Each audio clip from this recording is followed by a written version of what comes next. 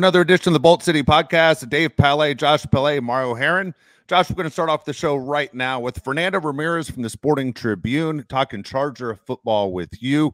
Now, Fernando, I got to ask you right off the bat, Austin Ekeler, what is going on? It's been the hot topic of conversation on our show for the last month. At the same time, this has gone exactly the way I thought it was going to go. Yeah. Are you surprised by the Austin Ekeler treatment and his reaction to how he's being treated? Well, thank you guys again for having me on. It's interesting because Austin keeps on saying, I feel like I've gotten punched in the face. He's saying these words that you're just like, you just don't know what way to take it. And he's saying all these words and you're like, okay, I understand what you think you're worth, but the way it sounds like Austin thinks he's owed $12 to $13 million, and you're not going to pay a running back that much. I think Austin, in a sense, kind of feels like maybe his body is, I mean, we all know running back life expectancy is about 30. He's about to be 28 before the season starts. So I think it's in his mind, he has 2 more years to go. He wants to cash out maybe with a 4-year deal. But according to Ian Rappaport, the Chargers have offered him either a new contract or a bonus several times within the last year and a half. So you're kind of like, well, why didn't you take something like that? But I think he expects to get paid like Derrick Henry and Dalvin Cook. But then you heard rumors during the offseason that if those guys didn't take pay cuts, they were going to get released. So it's just not a good time to be a running back. Then you look at the free agency. Miles Sanders was the biggest earner at $6.5 million.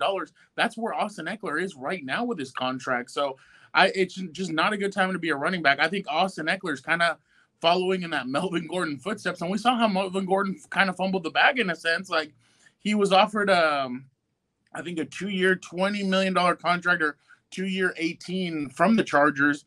And he ended up saying no. I think he ended up taking a 2-year, $12 million or 2-year, $14 million from the Denver Broncos. So he lost a good chunk of money. And I just feel like Austin's kind of doing that. But then he's looking for a trade.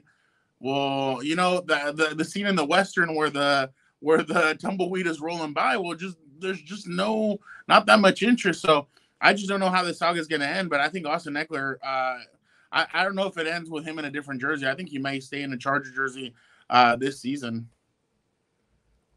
Fernando, the last couple weeks, I've been saying that Austin Ekeler is in a lose-lose situation. If he has another 20 touchdowns next year, congratulations, Austin, you're great. But you're another year older. You're going to be 29 going into the next season. So what kind of money's out there for a running back that's 29? Like you said, running backs at age 30 is usually the cutoff. With Austin Ekeler going into the last year of his contract, would you say that running back becomes the biggest need in the draft? No, I still think that because of the system that Kellen Moore runs, tight end is going to be, and I know they have Gerald Everett, but I feel like they still need that kind of tight end that's going to help them be here for the next 10 years with Justin Herbert. You already have the left tackle.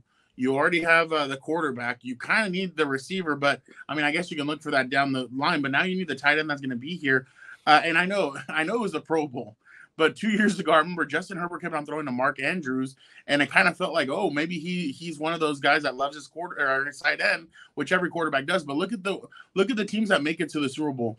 You have Travis Kelce on the Chiefs, and look at Travis Kelce. Man, you thought Tyreek Hill's gone. Like you can just double team Travis Kelce, and that'll be it.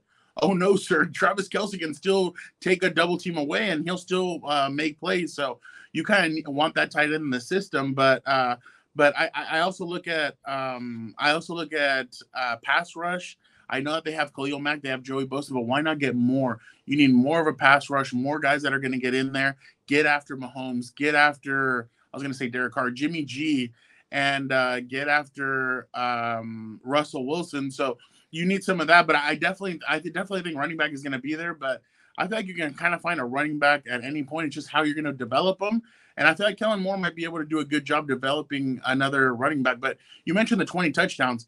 That just means that he took 10 touchdowns away from Justin Herbert. I mean, Justin Herbert could easily put up 40 or 50 or 40 touchdowns if the offense really called for it. But obviously Austin was scoring those touchdowns. But yeah, I definitely think that if they brought in a Bijan Robinson or if they brought in a running back like that, it would be interesting to see him and Austin Eckler. What kind of dynamic are they going to have? How are they going to be like that? And too bad the Chargers won't be on Hard Knocks, so that'd be an interesting. I'd love to see that kind of 1-2 punch and how they would be kind of. Would Austin take him under his wing and be a good leader, or would Austin be like, you know what, I'm just gonna, like Eric Weddle in his final year when he's like, hey, I'm done being punt. I'm not gonna play special teams. I'm just gonna do my own thing, kind of like that. Who knows? That's definitely gonna be interesting though. I tell you what, if Justin Herbert walked into training camp and told Austin Eckler, that's just 10 touchdowns he took away from me. Oh my gosh, that'd be the story of the camp. If he used your line right there, hey, 20 touchdowns. That's just 10 you took away from me, bro. You took 20 away from me. I could easily put up those. Well, and he did his rookie year. Austin Eckler was hurt most of that year, and Justin put up almost 40 touchdowns. And it's just these last 2 years he kind of put up less, but it's because Austin had taken so many. So I mean, it's kind of that give and take. But and obviously the Chargers need a running back like Austin, but he's just not a 3-down back. And then I told you guys during the before the Jaguars game or after, Austin got tired towards the end of the season. You could tell his body was beat up. Why? Because the Chargers haven't found that number 2. Joshua Kelly looked like he might be it at one point, but then boom, he gets hurt. Then Larry Roundtree, and then they didn't let Isaiah Spiller's a guy that I'm really looking forward to watching this year. I think he's a guy that could maybe take that Tony Pollard role and maybe improve, and with Kellen Moore now in there. And you know what's funny? That's the biggest free agency signing the Chargers made, Kellen Moore. I think that was a great free agency signing. I think that's going to help them out this season. And I really do think that he's going to help maybe Isaiah Spiller come out, maybe improve Austin, and maybe take a little bit of the load off of Austin Eckler. But definitely. But whoever tells you they know what the Chargers are going to do come that Thursday night, nobody knows. The Tom Telesco really, if he the kind of poker player is that he is, he has 30 sunglasses on. His cards are right here. Not even he can see them. So he's one of those guys, man. He's not. While Jerry Jones will be like, you want to see my deck of cards? Here you go. Look, this is what I got, guys. Tom Telesco will hold him right to the chest, and he'll put 30 sunglasses on so you can't see his eyes. That's absolutely true. One of the things we were talking about on this show was, Bijan Robinson obviously is the running back everybody's talking about. But we're talking about how dangerous it is to draft a running back in the first round because it will come back to bite you salary cap wise, that you get stuck. You saw, the Rams, obviously Todd Gurley. You look at the Melvin Gordon situation. The Raiders are running to it with Josh Jacobs. We see it over and over happens. Ezekiel Elliott goes on and on. As good as Robinson is, and you sit and you look at him and you go, well, the Chargers might need him. I mean, this is a Super Bowl contending team, possibly, if you just say, you know what, we got to play for right now, and we're going to make the move because Eckler's probably gone. For the Chargers, if they were to sit there and go, hey, you know what, we're going to that. I know this is one of those that comes back to bite us in 4 years, but it's worth it to us because we think this is the missing piece to possibly win that Super Bowl. Mm-hmm. Yeah, no, and that's the thing is that I know it's a reference, but let's look at the Padres. They've paid all these guys so much money. They have contracts wrapped in until 2033, literally, and you're just like, oh my God, like look at all that money. No, but if the Padres get at least one Super Bowl, they're not going to care. And that's the thing. If you can get one champ, look at the Rams. The Rams are crippled right now, but they won that one Super Bowl. Exactly, so you don't care as long as you're able to get a championship out of it. I don't think you're going to care. But if they think Bijan Robinson is that final piece for them, and they're able to get maybe a tight end in the second round, get a pass rusher in the third, and then maybe sneak in two receivers later that could be difference makers, then hey, more power to you. But the thing is that, and I'm going to be completely honest, Tom Telesco's first rounders have been great. It's kind of that next tier, the second, third, fourth, fifth rounders that you kind of have a lot of question marks on, and sometimes they just don't hit. This year, I don't know if I've told you guys this stat. He's only re-signed only 4 draft picks of his from the second round and on have gotten second contracts. Keenan Allen, Trey Pipkins, Easton Stick, and Denzel Perryman. Only 4 players in all of his drafts have received second contracts. So it's gonna be interesting to see what happens with these guys. But hey, Trip Kippen was one of those guys that I remember when he got drafted. All of us in the media room were like, Sioux Falls. They have a football program, and you're like, wow, okay. So and Pipkins developed nicely. He really did deserve that contract this year. And now the Chargers feel like if they feel like their offensive line is ready. and they think that that's the best offensive line they can put on the field, and it's going to be able to open up the holes for Bijan Robinson and be able to hit the home run, then go ahead and get that guy, bring that guy in. But I just don't know if they value that first round running back like everybody, like other people do, because like you said, in 4 years you're going to be tied with him. In 5 years, you're going to have to give him that 5th-year option, and that can kind of be a swift kick in the middle, in the mid region. So I definitely agree with you. I just don't know if Tom Telesco is willing to draft his second running back in the first round within the last, because he did it in 2015 with Melvin Gordon. He even jumped up a couple of spots to grab him. So I just don't know if he'll be able to. I don't know if he's willing to risk it again. What do you think about Drew Tranquill going to the Chiefs? Does it bother you? Is it business as usual? Because Drew Tranquill last year, to me, was the most consistent player on our defense. Yeah. Even with Derwin James on the field, I felt like Derwin James, either got injured or got ejected from a game. And I felt like I could rely on Drew Tranquill the entire time. We added in Eric Kendricks, but deep down inside, it bothers me that Drew Tranquill went to our most heated rival. I actually like the Eric Kendricks signing. I think Eric Kendricks brings that aggression.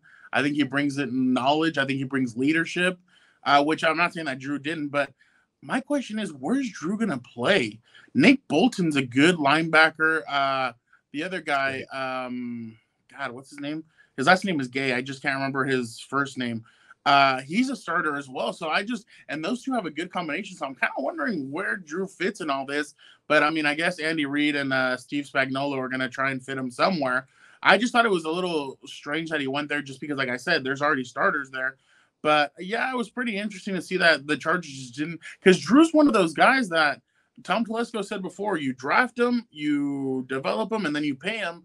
And it was like, okay, well, I guess they wanted to go another route. But I thought if you could have brought in Eric Kendricks, you kept Drew Tranquill, and you still kind of try to develop Kenneth Murray, I thought that would have been a good three-way combo. But we saw it last year. Kaiser White was the one that got his walking papers. Now it's Drew Tranquill.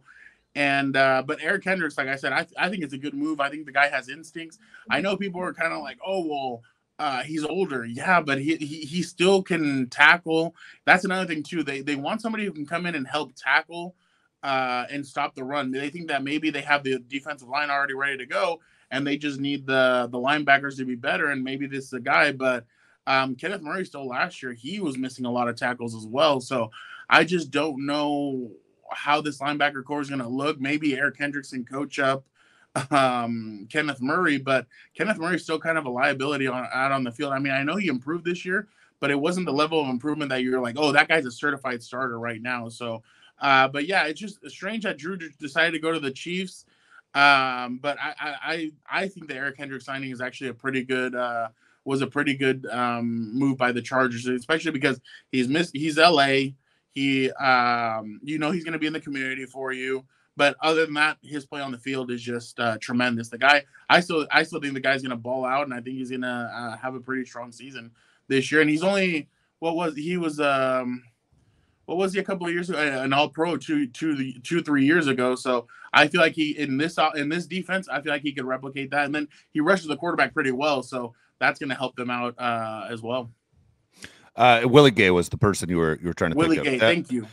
So here's the interesting situation. It always hurts when you see a guy leave your team that you think has something still in the tank, and it always stinks when he goes to a rival, right? I mean, whether it's remember we've seen it before with the Chargers, and you just go, the Chiefs, you got to pick them out of all the teams you went to. It always gets a little frustrating when it happens, or you see even Denzel Perryman play for the Raiders, and you go, that doesn't look right, that doesn't feel right. For me right now, when you look at the offseason for the Chargers and what they're doing looking forward, because you want to go further than you did last year. Last year's season ended in a disappointment. I mean, they had that game against Jacksonville. It was one of those games you turn off the television and you're going, man, what's the final score when I wake up tomorrow game? And it didn't work out that way. I mean, hell, you still have your damn ticket to Kansas City that you never got a chance to use. You should have sold it to Drew Tranquill. Maybe he could have taken it. Did you see fans that had signs there that were like, oh, we thought the Chargers were going to be here?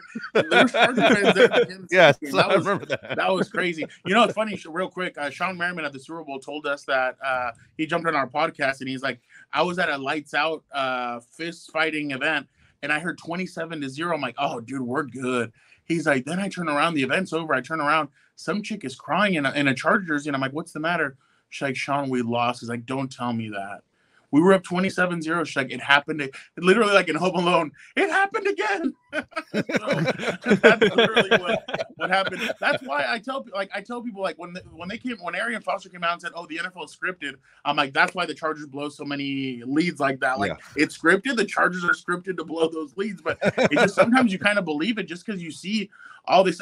I'm sure, Dave. I think you were there the night Mike McCoy's first night as a head coach.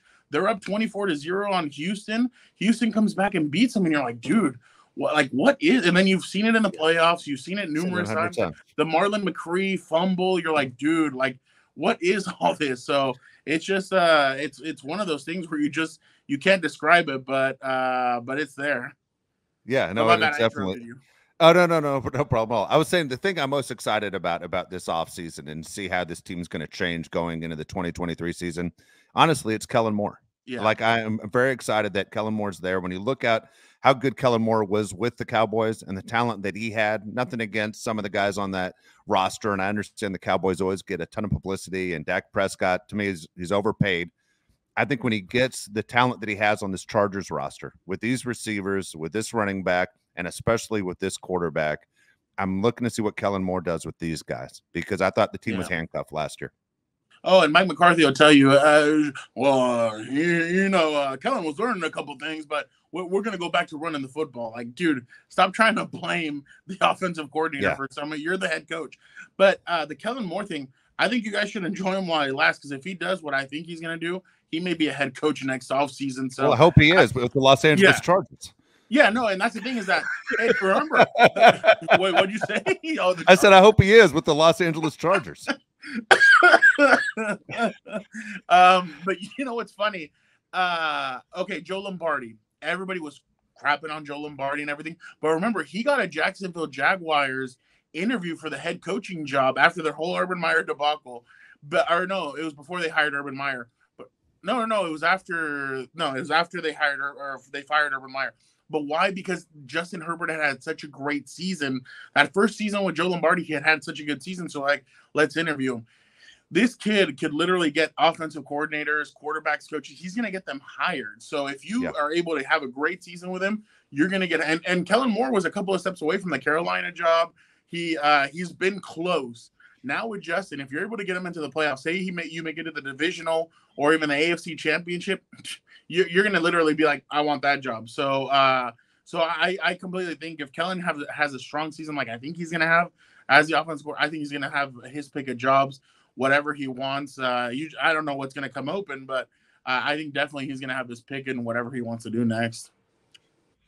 All right, Fernando, before we let you go, if you get this right, lunch is on me, okay? You can name the place anywhere you want. I'll Venmo you. Lunch is on me, okay? Who are the Chargers going to draft in the first round?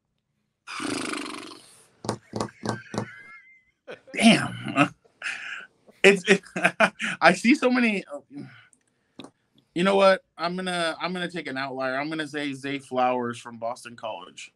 Really? Okay. I think they like his speed. I think, but you know what? It's not gonna be that. I know it's not gonna be that. So, but I'll say it's Zay Flowers. I think they're gonna want to try and add a dynamic weapon.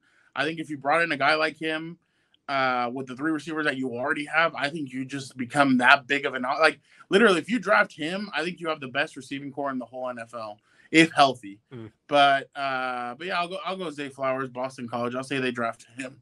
I know I'm going to be wrong, but Tom Telesco's going to listen to this and be like, you know what, Fernando, you're not going to get a free lunch. Boom, here you go. So no, I'm sure. Fernando, man, we always appreciate your time. It's been a long time considering the way we always bring you back on this show, but it's great catching up with you, man, and wish you well. I appreciate it. Yeah, when Josh texted me, I was like, oh, wow, I get that you guys got the cobwebs out and you guys were able to finally get me back on the show. But no, I'm just kidding. I always appreciate jumping on with you guys, and I appreciate you guys, and I hope you guys are having a good off season. We are, man. Again, that's Fernando Ramirez from the Sporting Tribune. Always a pleasure to have on with us. Fantastic. Always a good guy. And I tell you what, knows his stuff. I tell you, Josh, I kind of agree with him as Mario joins the show right now. Guys, I don't know which way Tom Telesco is going to go. I honestly don't try and even read his mind of guessing what he's going to do. I think it's literally like going to Vegas and you're betting red or black, and you're saying, I don't know if they're going to pick offense or defense. I mean, I'm so confused on what Telesco is going to do. Yeah, I mean, I feel like I've never gotten a Tom Telesco pick right since he's been the Chargers GM. Every time I think they're going to get somebody, it's always somebody that I would never guess. And I don't know if that's a good or a bad thing. I think he's done great in the first round, so I'm not going to criticize his picks. But I would like to see him pick somebody in the second, third, fourth round that's going to make an impact. I feel like that's one thing the Chargers have been missing compared to some other teams that we compete against. They always find some steals in the later rounds or the mid rounds, and we just never seem to get those guys. He does. Sorry, I don't want to cut you off, Mario. To Telesco's argument back, he will say, I got the greatest third-round pick the Chargers have had in a long time, and that's Keenan Allen. I mean, you know what I'm saying? When he got Keenan Allen, it kind of bought him some time. And when he got Derwin James, we're like, why? Derwin James fell to the Chargers. How did that just happen? It was right there. But then when he got Jerry, does he get credit for Derwin James? What the hell? Yeah. Does he get credit for Derwin James? Come on. Anybody would have done that. Well, we say that, right? But was he picked like 17? I mean, you and I were fans of Derwin James. Yeah, he had a lot of other options. You know. Yeah. What do you think? What do you think, Tom Telesco? Just because you get Keenan Allen, in my opinion, doesn't give you like 8 years of screwing up third round picks. That's my opinion. No. You're completely right. But it's also, I think, like if you're a GM, you got to handcuff to the diamond in the rough that you found. You know, that's got to, like getting married to a great person or whatever, you got to put that ring on your finger and go, hey, just remember that in the third round I got Keenan Allen. I almost said Kellen Moore. God, my brain's in scrambles.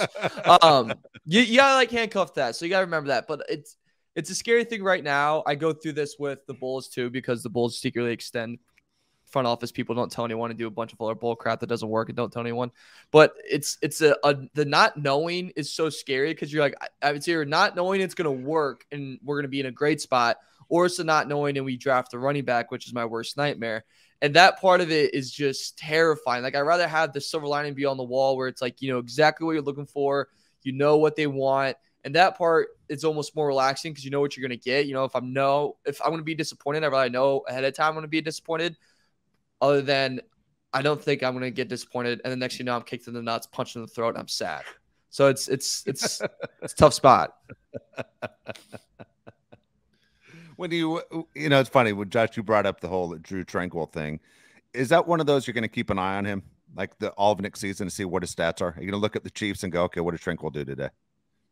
Yeah, same thing with DeAndre Carter. You know, he went to the Raiders. So we obviously hate the Raiders. Those are two guys that we lost that went within the division. It bothers me more. If they would have went to any other team, you know, outside our division, it doesn't really hurt me that much. The Panthers or Saints, you aren't paying attention. Yeah, I don't care. Yeah. But Drew Tranquil is an impact guy. DeAndre Carter is the number 4 target, 5 target on the Raiders. Drew Tranquil, I think, is going to be a big-time player for the Chiefs, and it's going to hurt us in the long run. That really worries me. The players staying in divisions, I'm never really that big of a fan of, especially if they're pretty talented. They usually have their best games against you because they have a lot of anger and kind of have a lot of rebuttal they're ready to throw right back in your face. DeAndre Carter, I will say, though, I feel like it's going to be a big letdown. Big letdown. You know, I think that's going to blow, like, the whole social media reaction that I saw and then the hype up. Have fun. You're not gonna get that much love over there. Dude, I'd never root for injury, but we could place bets on what point they put him on the IR. Dude, there's no way that guy's finishing this season. I'm sorry, dude. He's not. He's that typical Raider guy that they're gonna sign, and he's on the IR by week 7. And they're like, all right, that's it. It's horrible to say, but come on, man.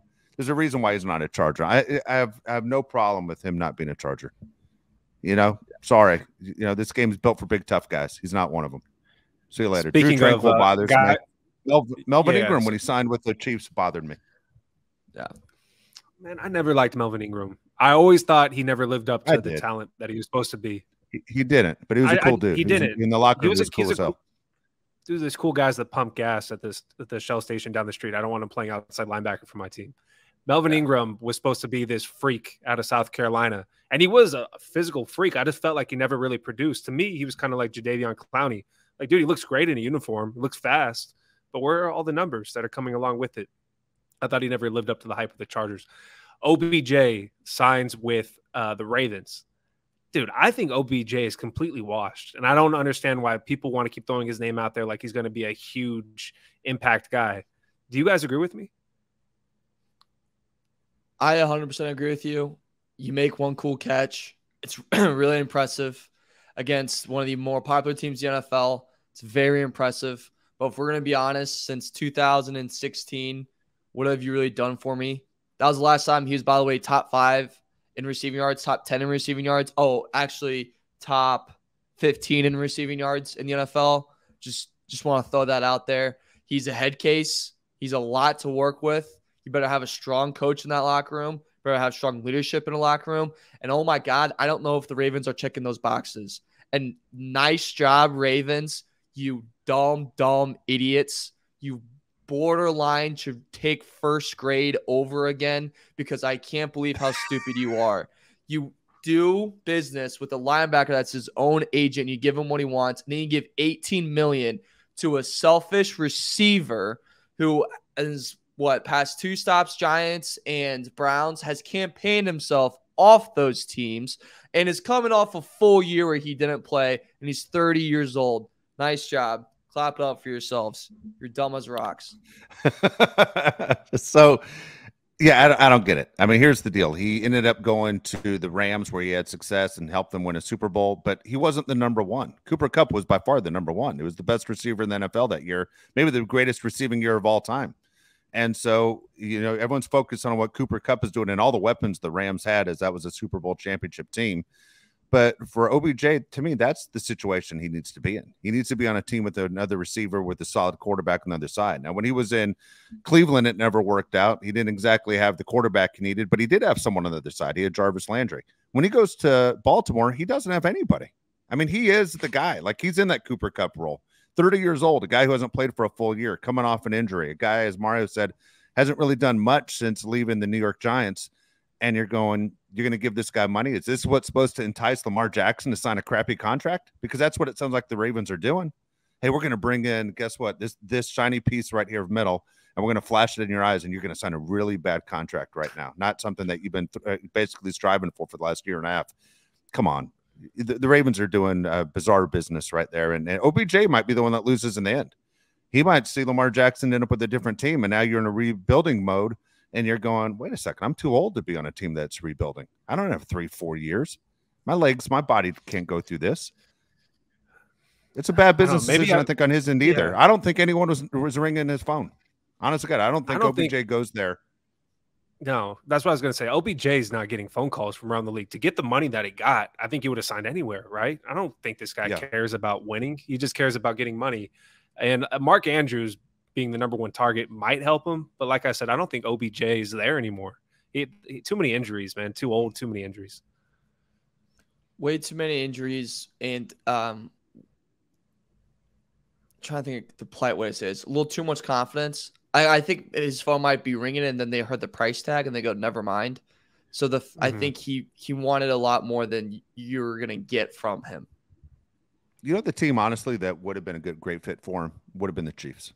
Yeah, it would have been the Chiefs. Agree. And Josh, you just called it. You called a great tight end with if you put Travis Kelce, OBJ, and Mahomes on the same team, all of a sudden, man, the Chiefs you're looking at going, man, these are definitely defending champs. I mean, they had a bunch of makeshift receivers last year, and yet they're able to win. Juju Schuster-Smith or Smith-Schuster, whatever order it is, and he's nothing. I mean, he moves on. You know what I mean? It's like next guy up. Tyreek Hill gone. Guess what? We still win.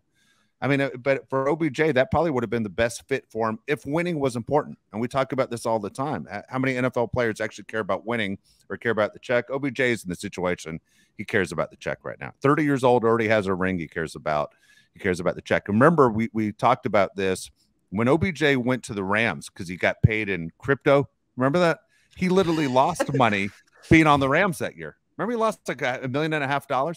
Instead of making $1.5 million, he lost $1.5 million because of the contract that he signed. So, I mean, he is a guy chasing money at 30 years old. Dude, if you can't tell me what a blockchain is, you don't deserve to get paid in cryptocurrency. That should just be the rule. Because I don't think anybody can explain that. This is my question. If I was a free agent anywhere on the offense, and I mean offensive line, receiver, running back, anywhere but quarterback, why would you jump to play for the Chiefs? You're going to get numbers and you're going to win. I feel like guys just don't want to go there as much as I figured they would. Its comparison to me would be like when Peyton Manning was in his prime with the Colts and the Broncos, and he made everybody look good. Everybody was getting double-digit touchdowns. I feel like a lot of people just don't want to go to the Chiefs, or they don't talk about it. Do you find it's kind of weird that people aren't wanting to play with Patrick Mahomes as you would think?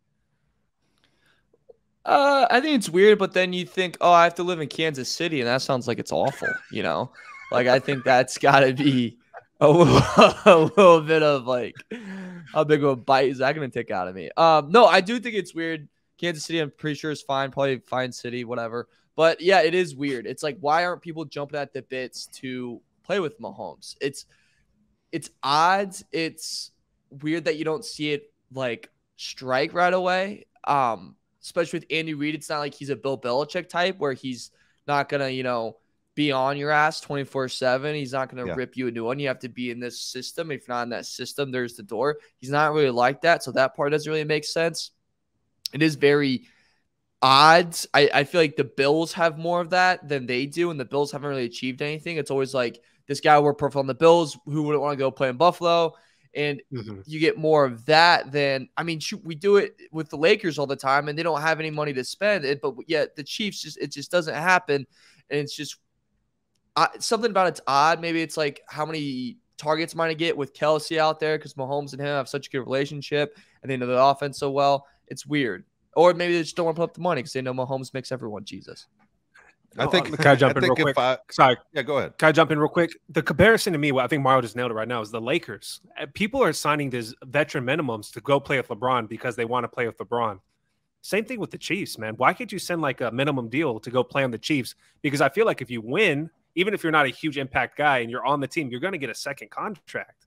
Does that not make sense? That's the way I see it. Well, Juju ended up saving his career. Bama. Yeah, it's true. Look, think about it. Like, you're going to get a contract after. Like, if you're a receiver and you play with Mahomes, you're going to have at least, 900,000 yard season. And next thing you know, you're going to get a call from somewhere else that's going to overpay you and go. If not, stay in Kansas City.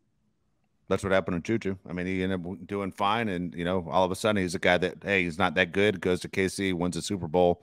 Hey, look who's making money. He might end up leaving, but look who's making money. Yeah, I don't know. If I was a player, KC would be somewhere I'd want to be. And I think it's a bunch of things that they mix. You have a great fan base. You have a quarterback that's the best maybe ever. But, man, to play for Andy Reid seems like, man, I'm going to be better. I'm going to be a better football player after going to the University of Andy Reid. And, Mario, you bring up a good point. It's not Bill Belichick who monitors everything you do. We have to drop your phone off the second you walk in the facility, and he's telling you to stay off snap face. It's not that stuff. It's Andy Reid's kind of cool. There's some coolness about Andy Reid. By the way, Belichick knew what he was doing when he said snap face. Come on. He's not that damn dumb. Yeah, he's not that dumb. Well, he's not dumb, but he knows what he's doing. All right, let's get into the highlight of the show. Dave's top 10 most loved players. Let's do this. Okay, here we go. These are my most loved players in the NFL. Okay, and I'm trying to think how many of these names do I think you guys would guess. I think some of these guys are going to surprise you. Okay, and these are guys that I just like to watch play. All right. Shockingly, Jalen Hurts isn't on this list. I'll tell you right now. Derrick Henry's not on this list. Okay, guys, I do watch, but they aren't on my list. Okay, you ready? Do you want me to go 3 at a time? Yeah, go through like Josh did it. All right, 10, 9, 8. Devontae Smith, Philadelphia Eagles, wide receiver. Dude. We're just gonna do a Bama draft class. Is that what we're gonna do? Dude, we could. We could. How many dance? I'll play the music. How many of the guys in the top 10 went to Alabama? Give me the number.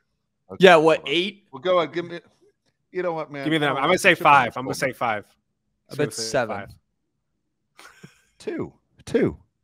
Oh wow. 2. Shock. 2, dude. Calm down, man. I'm being honest here with you. I'm the first one. I would have cussed right now, right at you, Mario. I'm telling you, I'm on the first one, and you're yelling at my list already. I said one name.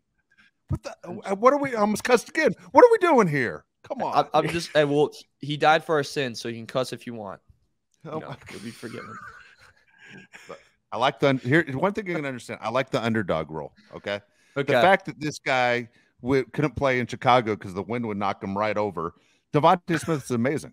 Look at him. The guy weighs 110 pounds with his freakish long arms, has fingertips. He holds on to everything. He beat the odds. He's a guy that should not be in the NFL. Probably shouldn't have played Division I college football. Look at him. But the fact that he won the Heisman Trophy, came up in that giant national championship game when he beat Justin Fields in Ohio State, and he only played one half and still won MVP of the game. That's pretty damn good. So pretty crazy. Damn good. Who's this QB? Yeah. Mac Jones. He looks really good right now. Yeah, he is. He was accurate. He looks really good. Sorry. Oh, accurate. Good. I follow winners. I wasn't following the guy that was crying into his pizza at the end of the game. Justin Fields blaming everybody else. I should have stayed at Georgia. Okay. Yeah. Good God. I'm going to ruin your list. Go ahead. You already have one name. Keep going. One damn name. Next up, number 9, Cooper Kupp. Like watching Cooper Kupp play. I'm a huge fan of Cooper Kupp. I knew about this guy for a long time because one of Josh's good friends played college football with him in college, said, keep an eye on this guy. This guy's the best player on the team. Nobody knew who Cooper Kupp was in college. The guy's a tremendous athlete. And one thing I think is kind of cool about Cooper Kupp, for me, neither one of you guys will think it's cool, especially Mario when I say it. So the deal is most NFL players, they wear white shoes. And the reason they wear white shoes is it's supposed to make them look faster. Okay. Cooper Kupp, Mario, never wears white shoes. He always wears a darker shoe. And the reason is he wants the guy that's covering him to think that he's slower than he is. And it's all deceptive, man. Cooper Kupp has it done. He has the mind games going. The guy's built, man. I'm telling you, he's into his craft. I'm telling you, he's dedicated. I'm a Cooper Kupp guy. Number 8, Austin Eckler. Austin Eckler is my number 8 on this list. I love Austin Eckler. Again, another guy that beat the odds. No one knew Austin Eckler was coming out. Melvin Gordon was the star guy you gave all the money to. Eckler's now the star guy for the Chargers. He's a guy that's a first-round pick when you're doing your fantasy drafts. Another guy that came out of nowhere and beat the odds. So those are my first 3 guys. Devontae Smith, Cooper Kupp, Austin Eckler. All right, Mario, what do you got on that? Yeah, what do you got? The shoe thing I didn't see coming, but I know that trick. That is a great trick. I used to do that too. Did you? Yeah, I did it in lacrosse. I would do that. I couldn't do it until I was like 17. Well, it wasn't really a thing until I was 17 because I wasn't fast until I was like 17. Hashtag late hit on the puberty. But so I get that one. I like that one. But the reason for that, Dave, I didn't see that one coming. What do you think here, Josh? I just know Cooper Kupp was a 3rd-round pick, 69 overall. And that's just another guy that gets drafted in the 3rd round. You want those guys. They're out there. Chargers could have got him. But no, Cooper Kupp, underrated. I like the underrated story. I can't hate on the underrated guys. Austin Eckler doesn't bother me that he wants a new contract. That's one thing I don't get from the Charger fans. How dare him? Like, bro, he's a human being. Of course he wants to get paid. I'm all for the 3 guys you got. Devontae Smith was shocking, though. I didn't think you were going to have Devontae Smith. You didn't see that coming? Oh, that's funny. Not at all. Yeah, and you guys, what did you just say, Mario? Out of 8 of them would be Alabama players, like some crazy high number? No, not 8. I tell you what. And I bet you can't even name the other Alabama player I get to. But you can't even name him. I already told you. Josh probably could. I already told you Derrick Henry. Oh, I bet, yeah. Mika Fitzpatrick. He's in there. Okay. Yeah. We'll get to him in a little bit. Yeah. We'll get to him in a little bit. All right, here we go. 7, 6, 5. Here we go. Justin Herbert's my number 7. Okay. Justin Herbert, I'll be first to say it. That is low. It is low. It is low. But I'll be first to say it in a minute, man. I was never more wrong than I was on Justin Herbert. And, man, people hold me to it on Twitter all the time. People call me out. I said I'd get a Justin Herbert jersey if he had this, this, and this. And, man, he proved me wrong all the way through. I always pride myself on being able to figure out which quarterbacks are actually going to be good and which ones aren't. I did not see Justin Herbert's career coming. I saw him at Oregon. I saw him not throwing for multiple touchdowns in college games. I saw him running anytime he was in trouble. And I was like, this guy panics. He's not going to be what he is. Justin Herbert has completely proven me wrong. Again, when I talk about guys that prove other people wrong, he has proved me wrong. So Justin Herbert is my number 7. Huge fan, and I'll be the first to go out and buy that number 10 Justin Herbert jersey. I'm telling you. So I was wrong on that one. Number 6, this one you guys would never get. I could give you guys right now 24 hours to come back with a list of guys you think are on my list. You guys wouldn't get this name. Okay. Jeffrey Simmons. Can you guess? Okay. Well, too late. You can. Yeah. It's Jeffrey Simmons, Tennessee Titans defensive tackle. Again, you look at him, man, his body looks like it's a complete mess. The guy has a motor that's unbelievable. Titans have 0 stars on their team outside of basically Derrick Henry. Jeffrey Simmons, number 98, is fun to watch. If you ever stuck watching a Titans game, and I mean stuck because Titans are boring as hell to watch, Jeffrey Simmons is a hell of a football player. And you just talk about football guys, one of the few guys the Titans are actually willing to pay. Jeffrey Simmons is underrated as hell because most people don't watch Tennessee Titans football. Josh, what do you think? How many guys did you just name? No, I'm saying, I'm sorry. You want me to go through all three? I want to know. You're looking at me, Jeffrey Simmons, like you had something to say. Okay, no, yeah, I think we're going 3 5. at a time. I was, but I thought you were about to. You look like you were biting your tongue, like you were dying to say something right there. Okay, here we go. Number 5. It's number 5, who's guy. I pick him to click every single week, man. It's Derwin James. Huge Derwin James fan, always have been. I don't like anything about Florida State. I'm not even a fan of the state of Florida. But at the same time, Derwin James, man, is my guy, and so I've been a huge Derwin James fan. My only criticism of Derwin James is his inability to stay healthy, which isn't his fault. But man, for me, the more Derwin James is on the field, the better the Chargers are at all times. All right, I'll go first this time. Justin Herbert, I was wrong too. I'll admit it. I thought Josh Rosen would have a better career than Justin Herbert, to be honest with you. I'll call myself out. But I thought he's a little low on your list. Why do you have him not higher? That's my question. I don't know. That's where he ended up. I don't know. Okay. I think everyone always says Justin Herbert just says this giant NFL star, which he is. But I picked him. I picked him right there. And I love quarterbacks, and I know he's quarterback of the Chargers. I just picked him at 7. Okay. I tell you, here's a criticism, by the way, of Justin Herbert. Okay, honest guy, and I'm being serious. I'm not trying to just get a reaction. Justin Herbert doesn't have that big man quarterback vibe yet. And I know there's a fine line of being the jerk that Aaron Rodgers is, but the guy that needs to walk in and control the room. I think Justin Herbert just honestly shows up, is a great teammate, plays the game. I want to see more leadership role out of Justin Herbert. When Justin Herbert's upset because things aren't going well, I want to know about it. Meaning you don't need to do it to the media, but I want to see you be that guy on the field. I want to see you take control. I want to see you get in guys' faces and go, this is unacceptable. Because too many things happen on this Charger team that are unacceptable. And when you look at number 10, who's supposed to be the leader of the franchise, I feel like, dude, show some damn emotion. Because all of us sitting at home in our living room are showing a ton of emotion right now. All of us are pissed off, and we want to know why the wheels have fallen off. So, Justin Herbert, show us. Let us know that you care a little bit, and it's not something we'll just talk about on Wednesday. No, we're going to talk about it right now. We're going to fix it right now. That's what I want to say. I always like that Peyton Manning and Tom Brady were like very emotional towards their teammates. Like, yeah, I will cuss you out on this field. Yeah. But Justin Herbert has earned it. Justin Herbert. Mario, am I wrong on this? No, I kind of agree with you.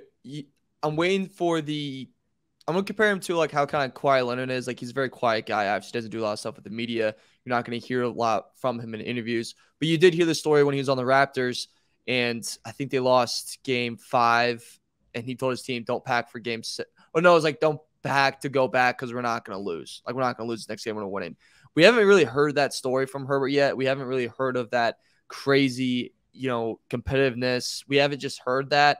I'm with you. I think the next step is him to be kind of like that leader, to be a little bit more aggressive, to be that FU guy in that locker room. We're going, no, we're going to win, or I literally would rather die. Like, that's just 2 things that I think the Chargers need in their culture.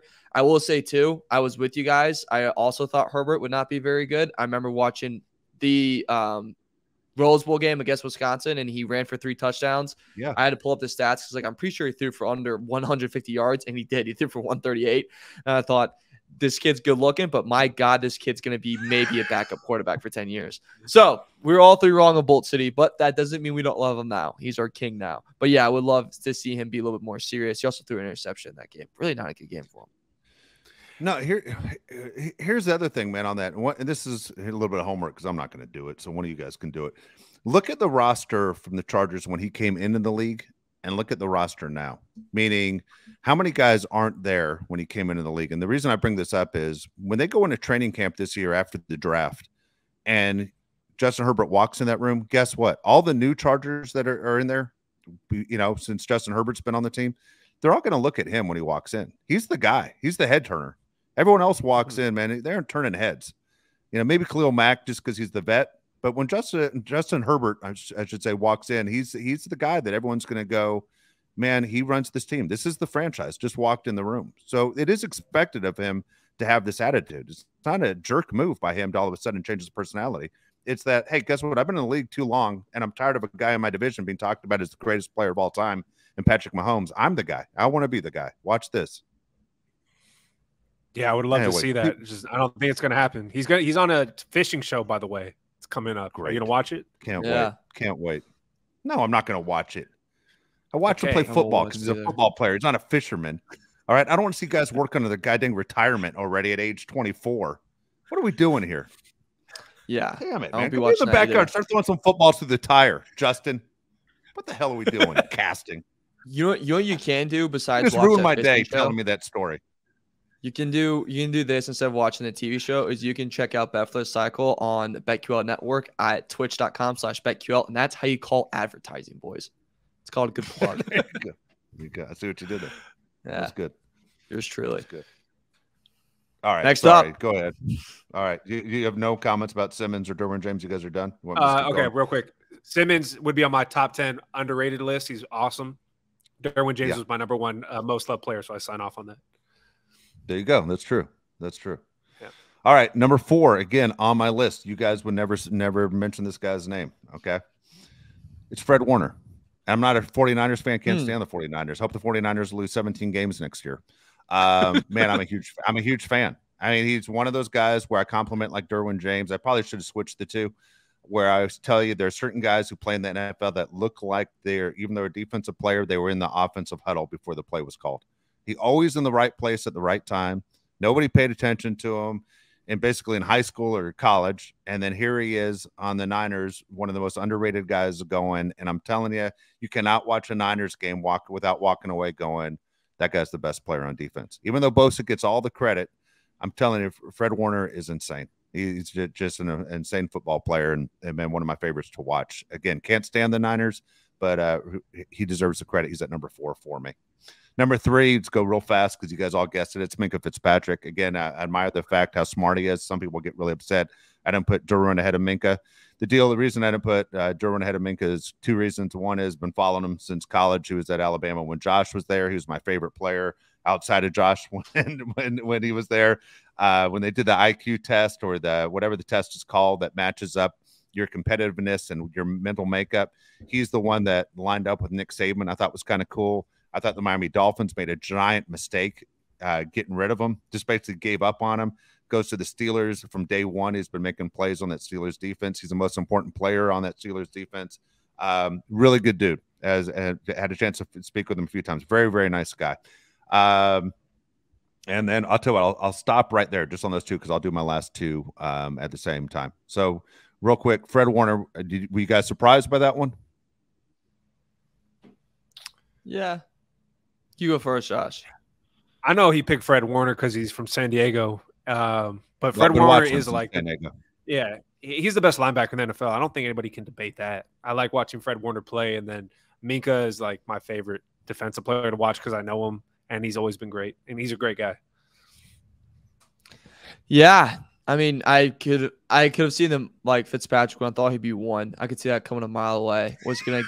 I was gonna get really ready if you're gonna do the whole story again of how him and Saban matched up on test. I was getting ready for you to really like tell that full story again, and then I told the story off there, so I don't know what to say. I think I told you off there, dude. It was some audiences heard it.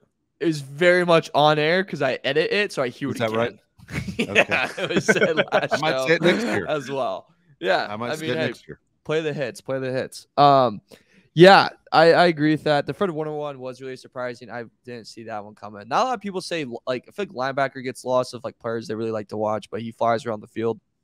Had a great game, great playoff game this past year. So, yeah, I'm with you. Okay. You know what's interesting looking at this list? I just realized that my first 4 guys on this list were offensive guys. My next 6 guys were defensive guys, okay? So here we go. Number 2. This is going to drive Charger fans crazy when I say this. Okay? I know what you're going to say. Damn it. No way. You do? Jones. What did you say? Travis Kelce. Travis Kelce? No, I'm not. I just said he's a defensive guy. Not Travis Kelce. Oh. No, wait, hold on. Is it Chris Jones? No, it's not Chris Jones.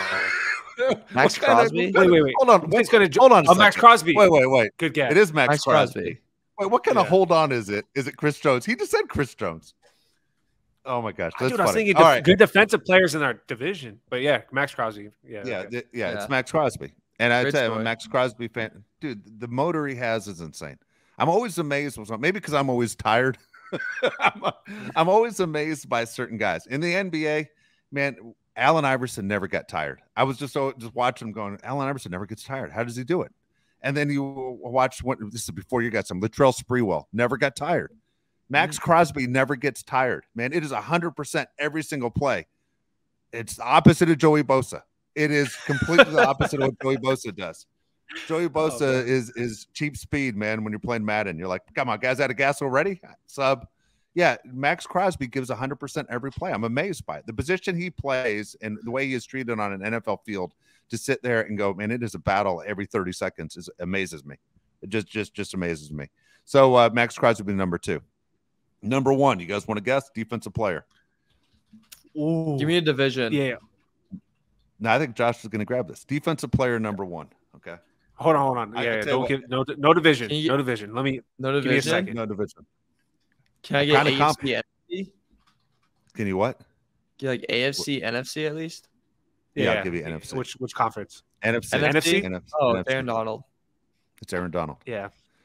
Aaron Donald's my guy. I just told you. I love Aaron Donald so much that I told you I almost bought an Aaron Donald jersey. I almost walked around just with the guns out, NFL fitted jersey, where one of those where I would have needed someone to help me get my shirt off at the end of the day. Just get off. Fitted. Like, you know what I mean? Where you ever see those NFL fitted jerseys? They look like they're this big, and you're like, how the hell does anyone ever wear this thing? And then once you get it on, you're like, I can't get it off. What do I do? And you go like, I don't want to cut off a $350 jersey.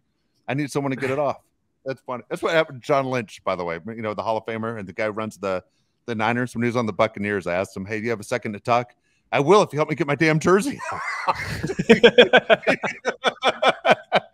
It was when he was at the Buccaneers. He couldn't get his jersey off. I'm like, yeah, putting everything down on the ground, trying to get everything off over his shoulder pad. His arm stuck next to his freaking ear. And he's like, dude, I can't breathe. I can't breathe. Get it over my face. And then I finally get John Lynch's jersey off, and he did the full interview with me. But yeah, it's the same damn thing. But I love Aaron Donald, man. That's funny. There you go. That's the list. You guys thought it was going to be all Alabama guys. It wasn't. Just 2. Yeah. Just 2. There you go. No 2. Okay. Yeah. Tua's chunky. You tell him that. He's a black belt now, I hear. He's like, what, doing martial arts so he can learn how to fall. Why do you go to stuntman school? When they tell him Tua's taking martial arts so he can learn how to fall, just go to stuntman school. Why don't you just check into Universal Studios and start rolling around? Damn. I'm just saying that photo. He looked a little. You think so? A little chunky. Yeah, it looked like a little thick. Maybe not hit the McDonald's drive-through on a late Saturday night. You know, like he looked thick, dude. Which is fine if you want that in your quarterback. It's just one of those things where Bama just doesn't really. They produce in like a lot of positions, but QB kind of just falls short. And it's just right?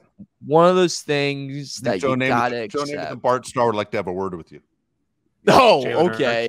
Yeah. Okay, Ohio State. Art Schleister still have a gambling problem? Jalen Hurts, Oklahoma. Bart Starr, congratulations. He was playing against Rudy. Like, oh my gosh. What's going on here? Bryce Young. Bryce Young's about to light it up. All right, I agree. I just wanted to point that out. Just want to point that out. Just was saying. Oh my gosh. That was a fast show. We had Fernando on there for like 20 minutes. Mario, if you had a son and he was a 5-star quarterback, what college are you going to tell him to go to? You know it's going to be Alabama. Let's be honest. Come on. Let's be honest. Yeah, be honest. What do you think? Oh, wow. If I had a son, 5-star recruit, one, that, God, how athletic with my wife would have to be. Because I don't think that's coming from my side. It'd probably be, I'd probably tell him, what position is he? He's quarterback? He's quarterback? Quarterback. Yeah. Oh, USC or Bama. Lincoln Riley. How many good USC quarterbacks are in the league right now? Lincoln Riley, he turned around. Okay, we'll 50% Hurts. We'll give him 50. Oh, 50? Give him 50. He 50. Put Baker in the league. He put Kyler in the league. Baker's really successful. So is Kyler. Yeah. Keep going. Okay. Yeah. Okay. Number 1 picks, though. The number 1 picks. Yeah, and then they fell on their face. Dude, if he's my son and he's already a 5-star, he's already overshooting of what he can be. Right? Like, hey, going to Lincoln, Lincoln Riley going there and being a number 1 and flanking out is exactly where Heron should fall and stand. You know, like,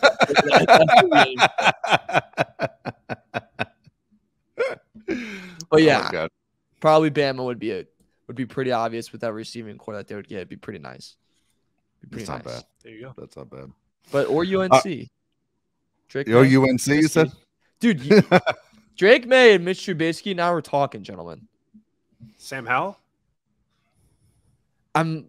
We're up for grabs on if we're going to claim him or not. We're up for grabs on that one. I don't know if we're going to claim Sam yet. It really lost me a lot of money in his last year at UNC. Ooh. All right. We're going to be back in a few weeks. And next week and in a few weeks, we have the NFL draft. So, look, it's coming up really soon. We're going to get closer and closer to what's going on. I said next week we'll go through some more of these mock drafts and get an idea of who we start to respect and who we look at and go, what the hell? Because there are already a bunch of what the hells out there that seem to make zero sense at all for what the Los Angeles Chargers are going to do. We'll be back, though, in a week, and we'll talk more Charger football with you. For Josh Palet, Mario Heron, I'm Dave Palet. Thanks again for listening to the Bolt City Podcast, courtesy of Odyssey.